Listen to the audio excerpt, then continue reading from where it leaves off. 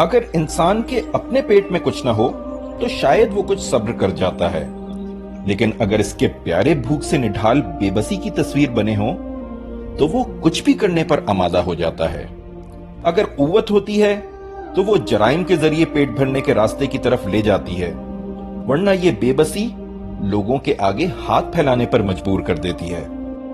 آخر پاکستان میں مہنگائی کے اس انسانی المیے کا ذمہ دار کون ہے؟ ہمارے کرپٹ حکمران، ہماری نام نہاد اشرافیہ، ہماری اسٹیبلشمنٹ، ہمارا ناکام نظام، یا ان سب سے بڑھ کر وہ عالمی سودی نظام جس کی بنیاد پر یہ مہذب دنیا ہمارے لہو کا ایک ایک قطرہ پینے کو تیار ہے؟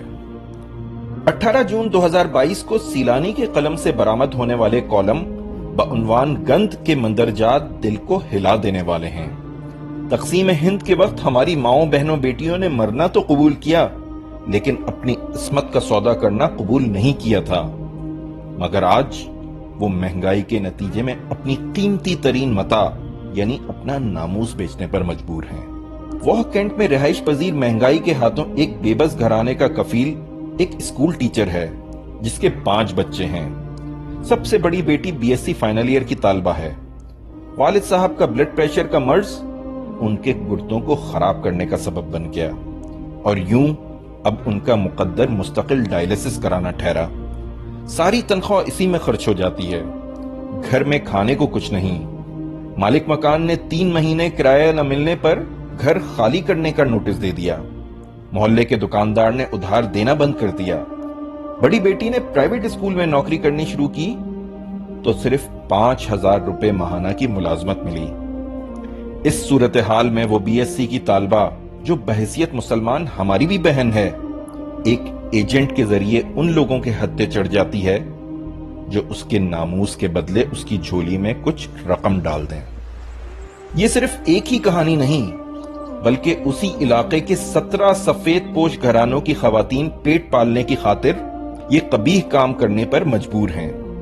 اسی ایجنٹ کے توسط سے ہر ہفتے 5 معصوم لڑکیاں اس ناقابل قبول پیشے سے وابستہ ہو رہی ہیں۔ ایسے نہ جانے کتنے ایجنٹ ہیں جو انسانی بے بسی کو اپنے مقاصد کے لیے کیش کر رہے ہیں۔ ہم پاکستانیوں کی اکثریت اس وقت دعا زہرا کیس میں والدین کے ساتھ اپنے دل دھڑکتے ہوئے محسوس کرتی ہے۔ یہ ایک کیس ہے جو میڈیا پر ہائی لائٹ ہونے کی وجہ سے ہماری توجہ کا مرکز بنا، لیکن جو کام ہمارے معاشرے میں رات کے اندھیروں میں بھوک کے ہاتھوں مجبور ہو کر کیا اور کروایا جا رہا ہے، اس پر ہماری کوئی توجہ نہیں۔ ایسے گھرانوں کی مدد اور ایسے ظالمانہ سسٹم کے خلاف جدوجہد کسی جہاد سے کم نہیں۔